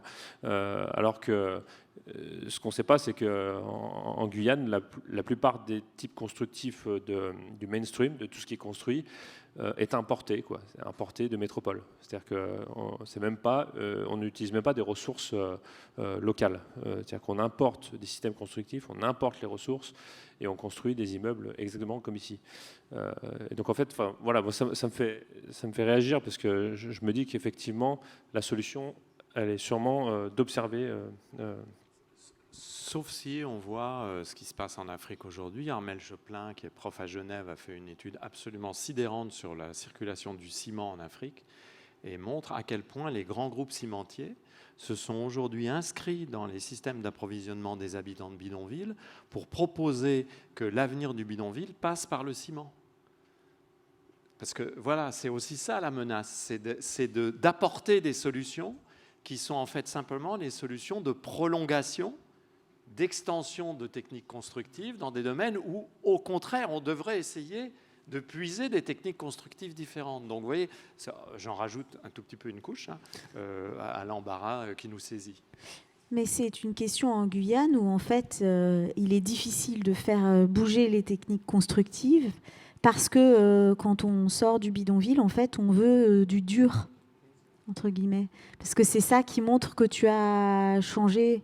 Donc, ce qui est compliqué aussi, c'est d'expliquer que tu peux, à partir de techniques constructives, et notamment le développement des filières bois locales, on peut avoir un habitat digne, mais fabriqué à partir d'autre chose que ce qui donne l'image d'une forme de modernité. Oui, alors, bon, il se trouve qu'on était 20 ans en Guyane, enfin, ça fait un certain temps. Bon, mon associé y retourne toujours, mais on n'a plus d'agence là-bas. C'est assez complexe, parce que finalement, la filière bois n'est pas organisée. Et exploiter la forêt amazonienne d'une manière durable, c'est un peu plus compliqué qu'exploiter une forêt européenne monnaie spécifique qui, par ailleurs, a des problèmes gigantesques aussi. Hein. On voit les épicéas dans les Vosges là, qui meurent par centaines d'hectares. Donc, c'est un peu plus complexe. Ils ont du mal, en ce moment, ils essayent de répertorier les quelques espèces parmi les milliers qui pourraient être valorisées, mais en fait, effectivement, c'est très compliqué. C'est compliqué, parce que c'est finalement peu de productivité à l'hectare. C'est assez complexe. Hein, Et c'est très fragile. Elle est très fragile. Alors là, on prend l'exemple de la Guyane, c'est loin de Caen, mais c'est la question sur tous les territoires. Si on prend par exemple notre territoire normand, les filières, ici on a la Bauge, on a le lin, elles ne sont pas forcément structurées. On a aussi une économie mondialisée autour des matériaux de construction, sans stigmatiser le béton, même si ça m'arrive souvent de le faire. Mais il y a un vrai enjeu de développement. Et ce dont ne parle pas Michel, mais peut-être en creux tu en parles, c'est la question de la traite des enfants qu'il y a aussi autour du sable.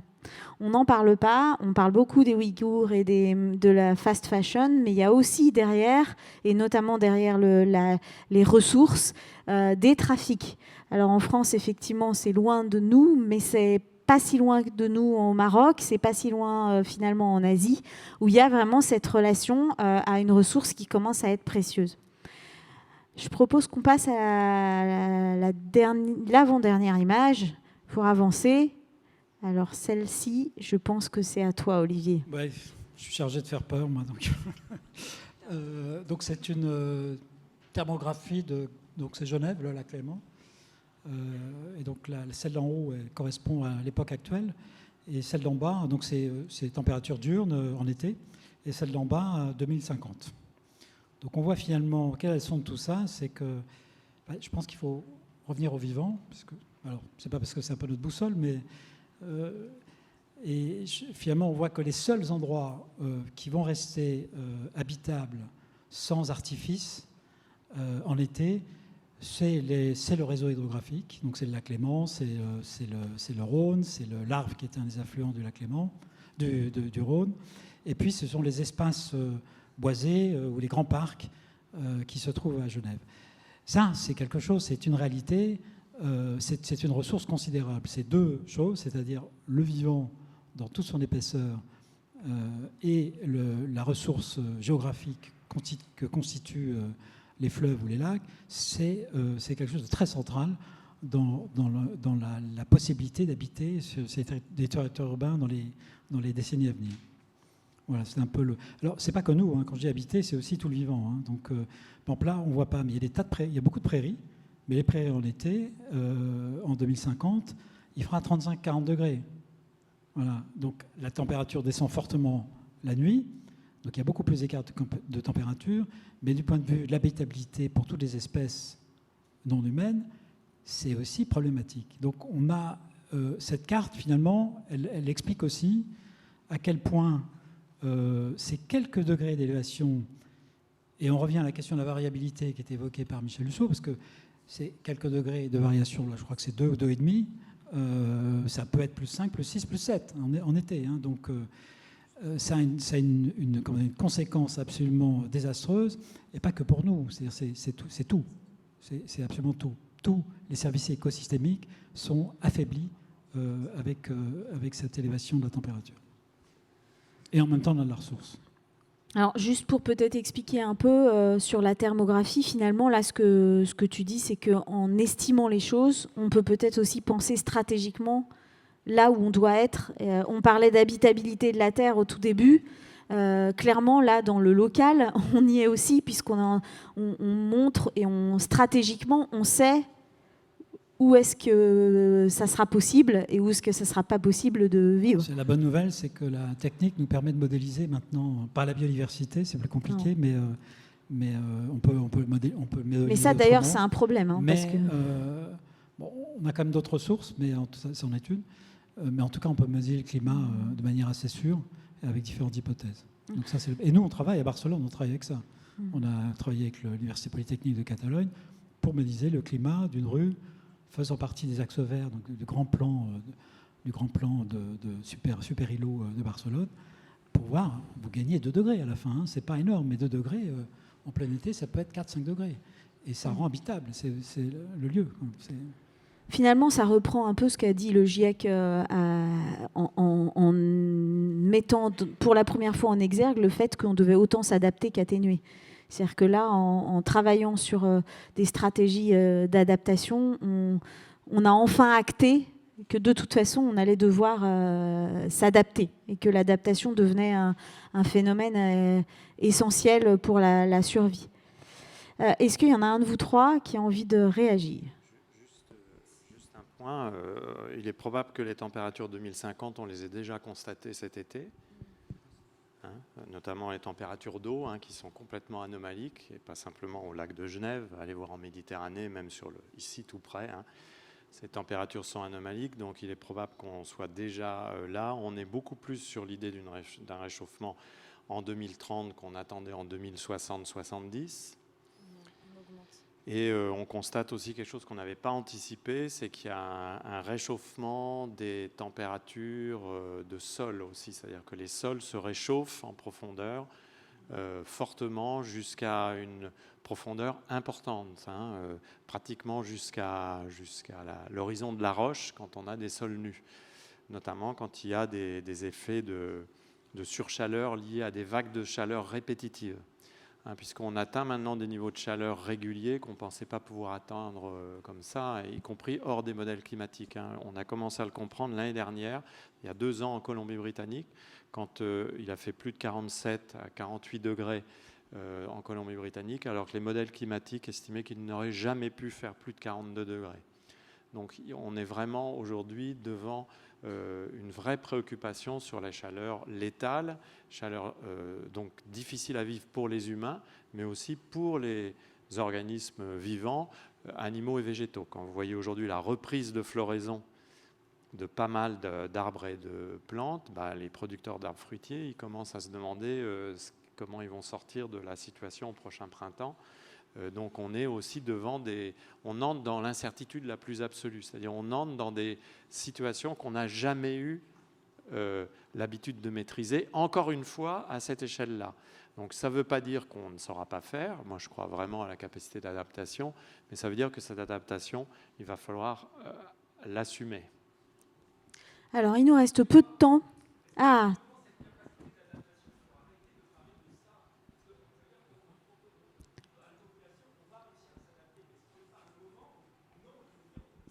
Ah bah on va bien être obligé, hein.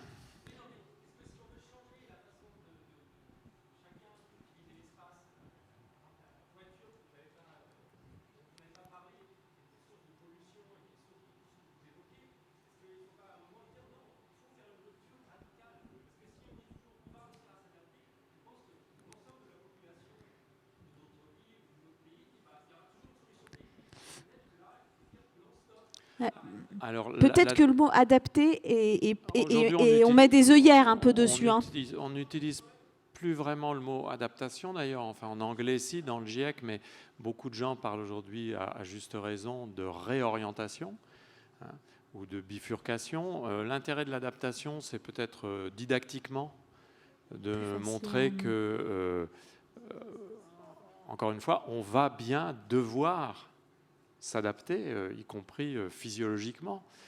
Donc moi, je ne suis pas forcément contre qu'on utilise, encore une fois, didactiquement cette expression, à condition qu'on comprenne bien que ça n'est jamais de l'adaptation cosmétique. Vous savez, le mot adaptation en biologie, il est fort, hein. Un organisme qui s'adapte, c'est pas du petit boulot, hein. Donc nous, on va être obligé de faire un gros boulot. Si un organisme doit s'adapter à la sécheresse, un végétal, bah, je peux dire ça rame, hein. Alors, oui, bien sûr. Alors, il nous reste... Bien sûr, vous avez il nous reste raison. une image et 5 minutes, mais on aura après tout le temps pour échanger au pavillon ensuite. Monsieur, si vous voulez poser votre question rapidement, après je passe à l'image suivante.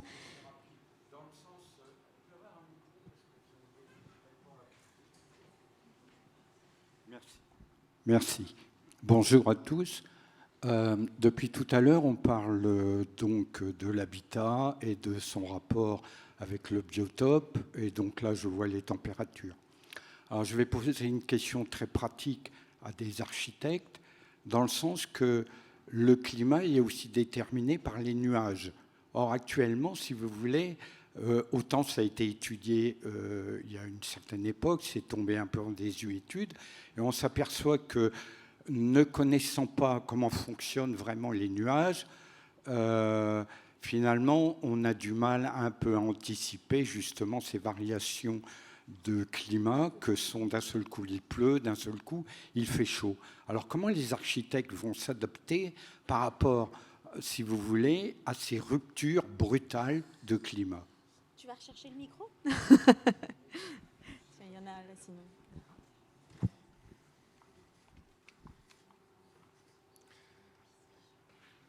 Je ne sais pas si c'est une question qu'il faut poser aux architectes. Non, mais en fait, je vais vous dire, monsieur, demain soir, si vous êtes libre, c'est dommage parce que la conférence de demain soir, c'est sur l'adaptation dans l'architecture. Donc, justement, on va parler avec Philippe Ram de ces questions-là. Voilà.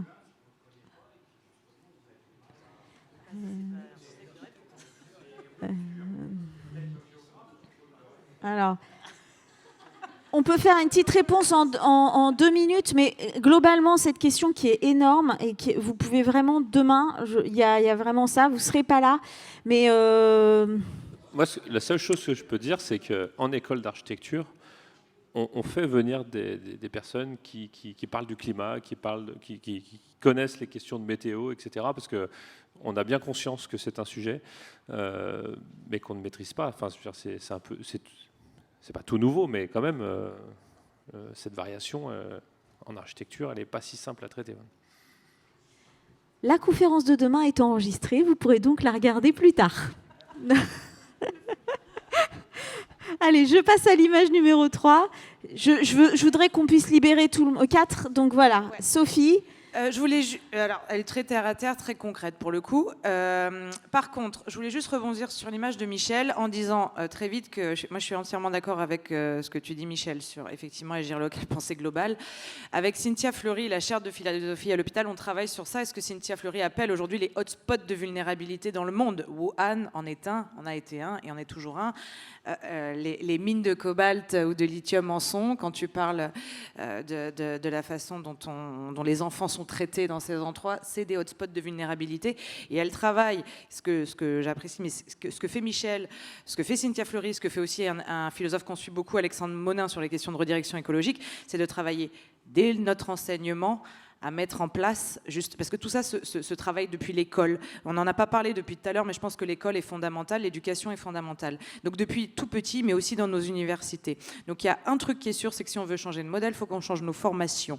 On ne va pas changer de modèle, évidemment on est un peu caricaturaux là, tout se fera pas comme ça. Mais par contre, le fait, notre enseignement est très important. Et quand on ouvre des chaires expérimentales, par exemple la chaire de philosophie à l'hôpital, et qu'on se rend compte que le patient peut aider le soignant, c'est pas rien. C'est déjà un changement de paradigme. Chez nous, c'est pareil. Il faut qu'on fasse ce même travail. C'est juste qu'à un moment donné, on ne va pas penser en tant qu'expert tout seul la ville, l'aménagement et la façon dont tout ça va pouvoir se réparer.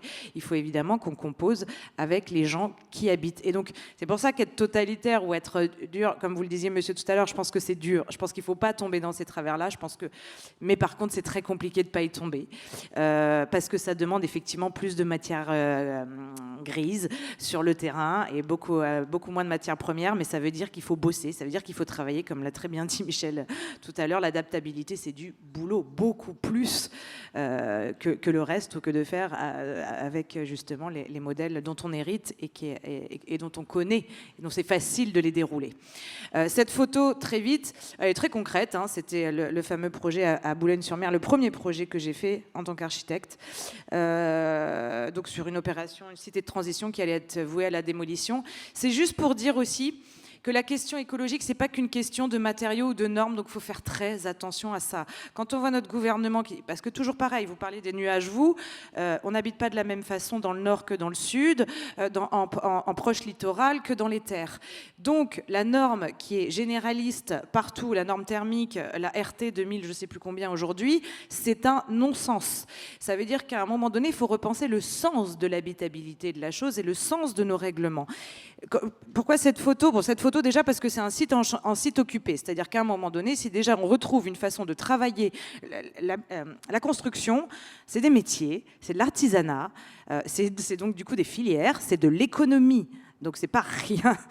Il faut replacer cette économie. Moi j'aime le sens du mot travail et j'aime beaucoup travailler sur ce sujet, le sujet du travail.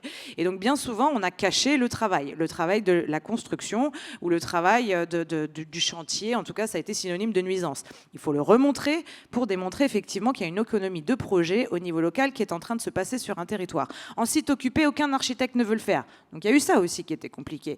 C'est que de se dire on prend une barre, on prend une tour et on essaye de garder un maximum les gens dedans pour réhabiliter, c'est très compliqué. Ça veut dire être sur le terrain. Mais ça existe et on sait le faire. Hein. Donc on l'a prouvé, plusieurs architectes l'ont prouvé, on sait très bien le faire. Par contre, ça veut dire qu'il faut être là sur le temps long, il faut être là du début, il faut pas partir bille en tête avec un projet conçu à l'avance, il faut être là sur le terrain. Et quand on fait ça, là par exemple, c'est une population, voilà, personne ne faisait confiance, les entreprises tout corps d'État, elles ont dit mais moi je réponds pas, on va se faire chourer les matériaux en plus parce qu'on est à côté d'un ANRU, population d'une grande précarité, il n'y a pas besoin d'aller je sais pas où à l'autre bout de la terre pour voir qu'effectivement les plus pauvres c'est peut-être les plus écologiques. Donc tout ça on le comprend quand même à côté de chez nous. Donc regardons déjà ce qui se passe à côté de chez nous. Et peut-être posons la question, comment on arrive à faire en sorte de peut-être se dire qu'on scinde des appels d'offres pour que l'économie locale puisse fonctionner, c'est-à-dire à un moment donné que le petit menuisier avec son fils puisse répondre, il ne peut pas répondre à 90 logements, mais peut-être que si on découpe et sur 60 maisons, on en prend 5, on peut lancer un appel d'offres pour qu'à un moment donné, en local, les entreprises puissent répondre. Et ça, il faut accompagner les bailleurs sociaux, il faut accompagner la partie gestion locative et la partie gestion technique. Ça veut dire qu'il faut découper des lots. Toujours pareil, si on veut faire bien, il faut revenir à la petite échelle. Penser global tout le temps, avoir une vision, mais par contre, se dire que les choses, on arrivera à les modifier que parce qu'on les maîtrise. Maîtriser, ça veut dire faire avec l'autre, et donc composer. Et donc on a pu faire 60 maisons qui correspondaient à 60 foyers différents dans le logement social qui est ultra uniformisé aujourd'hui en France. Et je reviens sur la question écologique. Quand vous voyez du parpaing, c'est pas forcément écolo. En plus, on a mis du polystyrène. C'est pas du tout écolo. Par contre, on n'a pas démoli et on a fait avec l'argent de la démolition, puisque l'ANRU, le gros problème, c'est que ça finance, c'est un tableau Excel qui finance de la démolition et pas de la réparation. On a pris en gros l'argent de la démolition qui correspond à 400 € du mètre carré. On a pu faire une opération de 38 000 € par maison, 400 € du mètre carré, 2,3 millions pour 60 maisons. C'est rien. Et on a réussi à le faire. Bon, d'une part, on n'a pas pu, avec ce peu d'argent, effectivement, avoir des matériaux écologiques, etc. Par contre, l'écologie, on a fait avec, on n'a pas déplacé les populations. C'est ça l'écologie, c'est pas que de la technique ou de la norme. On n'a pas déplacé les populations, on a fait avec, on a créé des chantiers d'insertion, les populations ont pu retrouver du travail, réparer chez eux et en même temps être payées et être qualifiées, sont restées chez elles, on n'a pas détruit et on a fait travailler les entreprises locales. C'est ça qu'il faut voir aussi. Il ne faut pas distinguer les choses, il ne faut pas normer les choses. On a un problème aussi avec l'écologie ou la planification écologique qui des fois deviendrait trop réglementaire ou trop normée et qui ne correspondrait pas à une... C'est beaucoup plus complexe que ça l'écologie aujourd'hui. C'est pour ça que je vous invite à relire les 3 écologies de Guattari qui pour moi est un livre, c'est une petite bible pour penser les choses. Merci beaucoup Sophie. Alors je suis désolée, je ne vais même pas faire réagir nos invités. On est contraint par le temps parce qu'on a bien dépassé. Il y a beaucoup de choses qui se sont dites, beaucoup de choses qui restent en suspens. On a dit tout de suite au départ qu'on n'arriverait pas à régler le problème et qu'on n'apporterait pas toutes les solutions. Par contre, il y a plein de choses qui vont se retrouver dans la biennale, dans les différents événements que vous avez à voir autour de la confiance, du temps long, de l'appartenance à un territoire, l'ancrage. On a parlé de formation, pas assez d'ailleurs, parce que c'est un sujet énorme, la pédagogie, c'est essentiel. On a parlé de réorientation plutôt qu'adaptation et je pense que c'est un vrai sujet beaucoup plus fort. Donc tout ça, on peut continuer à en parler ensemble au pavillon pour l'inauguration de l'exposition Ville Vivante avec la partie Caen qui va être dévoilée ce soir par l'agence Terre et par l'équipe du pavillon. Donc je vous invite tous à rejoindre le pavillon pour ça et ça nous permettra de continuer le débat ensemble. Je vous remercie et bonne fin de soirée.